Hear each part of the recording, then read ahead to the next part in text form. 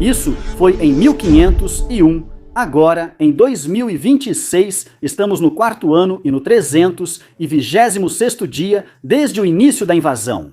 Bem-vindos ao relatório diário. Hoje, ganhos russos limitados por concentrações táticas e instabilidade política no Ocidente. A maior pressão de sanções sobre a frota sombra da Rússia e aumento das fraquezas militares, logísticas e estratégicas do país, além de maior dependência da China.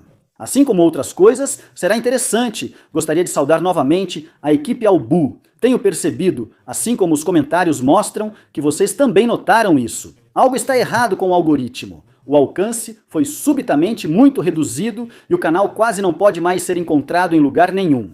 Vamos ver o que podemos fazer a respeito. Enquanto o YouTube fica em segundo plano, vamos focar em Vurtchansky, onde os russos avançam para o sudeste da cidade, segundo a divisão recente. E foi aqui, quando eles basicamente controlavam esta e esta área. Eles confirmam o que eu suspeitava. Eles agora se concentram na parte menos protegida, ou seja, aqui contra todo o leste da cidade e conquistam essa área, enquanto com poucas forças protegem o flanco neste ponto aqui. A maioria das unidades ucranianas está atualmente na defesa, não atacando. Se o resto da cidade for tomado, eles conquistarão o último bairro onde os ucranianos estão. É bem possível imaginar que eles também tentarão romper por aqui, pela estrada T-2104, e possivelmente lançar um ataque a Wiltshire daqui. Assim, os ucranianos não ficam concentrados em um setor e pressionados, precisando defender várias áreas com poucas unidades. Em 99% dos casos, vemos isso sempre que os russos atacam. Porém, na política atual, muita coisa também gira em círculos. Hoje vale A, amanhã B, depois volta A, e em dias ímpares, surpreendentemente, volta a ser B. Um vai e vem, tão constante quanto desorientado, pelo menos é o que se pode pensar, pois essa é a impressão que fica. Mais uma vez começamos um velho círculo vicioso, sobre o qual quase todo mês falo 2 vezes e que já deveríamos conhecer bem.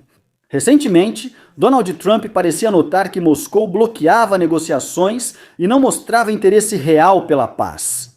A Ucrânia fez e aprovou um acordo conjunto com os Estados Unidos. Um raro momento de clareza, poderia se pensar, mas esse momento não durou muito, pois agora já se fala outra coisa. Agora dizem que a Ucrânia, não a Rússia, atrasa o acordo. Moscou estaria pronta para negociar, mas aqui não. Papéis foram redistribuídos e fatos parecem negociáveis. Donald Trump faz o que sabe melhor. Muda de posição politicamente como uma biruta, mas com mudanças ainda mais rápidas. Já faz tempo que parei de contar quantas vezes já estivemos exatamente neste ponto aqui. Enquanto isso, a Europa se pronuncia. Pelo menos alguém da Europa, e justamente outro Donald Tusk. E ele traz exatamente aquilo que nesses dias já parece quase exótico.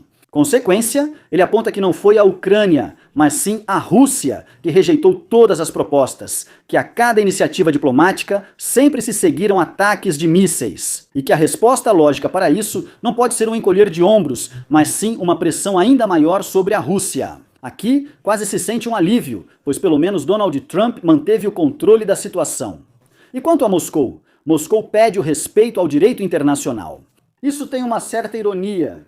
Um Estado que começou uma guerra, ocupou território alheio, desrespeitou decisões internacionais e ataca civis, de repente apela às regras. Caros telespectadores, estamos de volta ao ponto de partida, o que combina com o início do ano. Enquanto ocorriam eventos políticos, autoridades dos Estados Unidos da América teriam interceptado e assumido o controle de outro petroleiro da Frota Sombria hoje cedo no Caribe, o Verônica.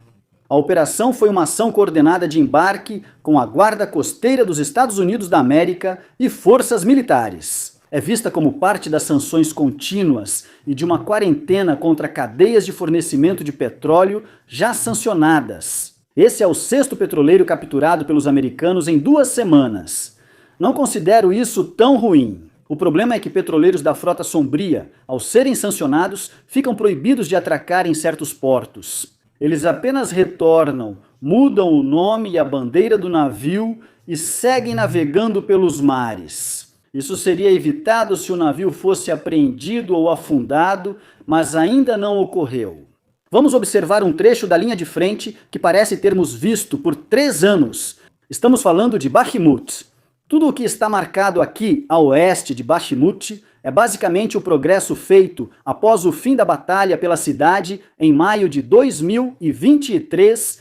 Já faz tanto tempo, naquela época ainda sob o Grupo Wagner. E aqui há um novo ganho territorial do lado russo.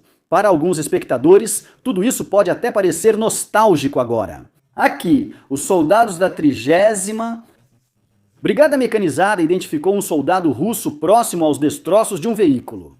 Nada avançava há quase 3 anos, mas agora alguém teve coragem de andar alguns metros pela estrada.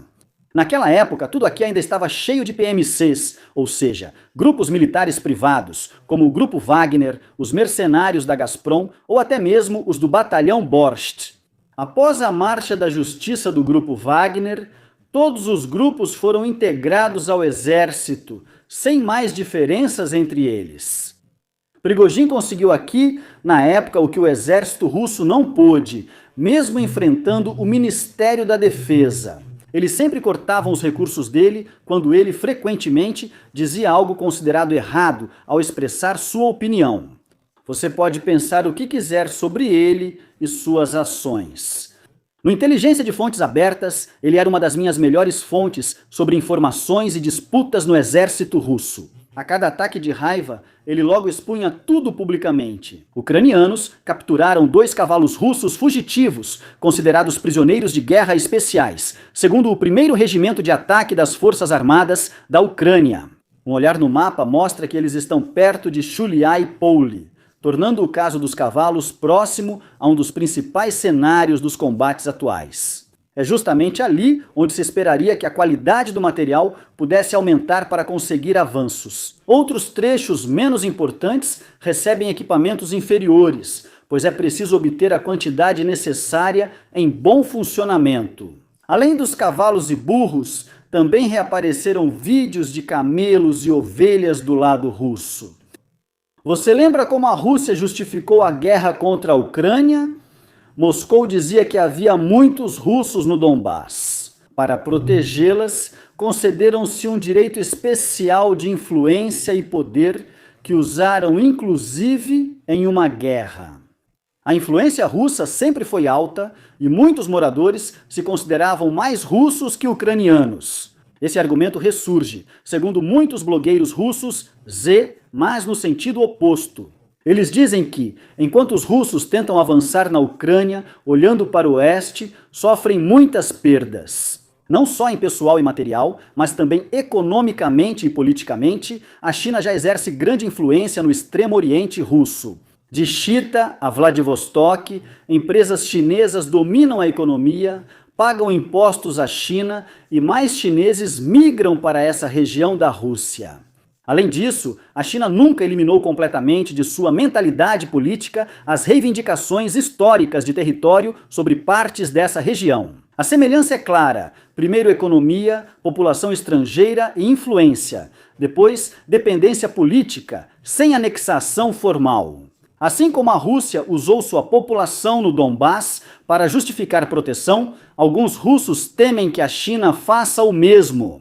Quem vai deter os chineses? Ambos são potências nucleares, têm planos de expansão e disputam a Ásia. Só um dos países enfrenta a guerra de desgaste há anos. O outro tem exército teoricamente pronto para agir. Para muitos, isso reflete a política, com a Rússia agora como objeto, não agente.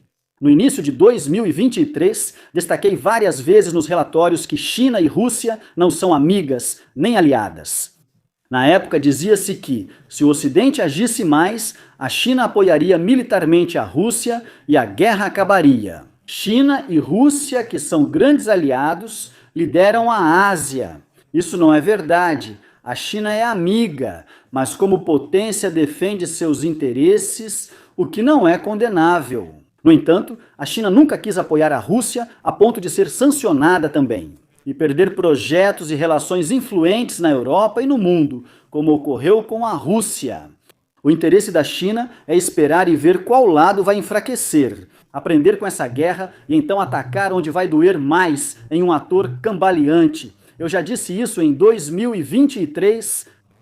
Tenho certeza de que, em alguns anos, mencionarei este relatório ao relatar um conflito de fronteira entre Rússia e China. Com isso, agradeço a todos os assinantes, membros do canal, e um agradecimento especial vai para a equipe Alga. Inscrevam-se, curtam, comentem e até o próximo relatório.